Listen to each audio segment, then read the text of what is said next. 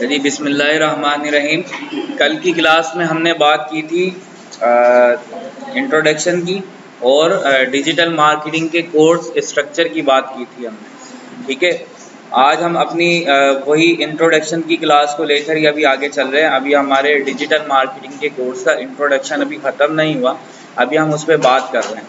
ठीक है, तो अब नेक्स्ट जो है हमारी क्लास अब कौन सी होगी, आज हम बात करेंगे डिजिटल मार्केटिंग के बेनिफिट्स की। ठीक है, उसके बेनिफिट्स क्या होते हैं और डिजिटल मार्केटिंग कितने टाइप की होती है।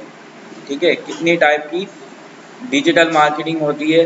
फिर उसके बाद आपकी डिजिटल मार्केटिंग को करने के बाद आपके पास कैरियर अपॉर्चुनिटीज़ आपके पास कितनी हैं, स्कोप क्या है, वर्ल्ड वाइड ग्लोबली इसका क्या स्कोप है डिजिटल मार्केटिंग का, और पाकिस्तान में डिजिटल मार्केटिंग का क्या स्कोप है। ठीक है, तो आज हम इस पर डिस्कस करेंगे। तो क्लास स्टार्ट करते हैं।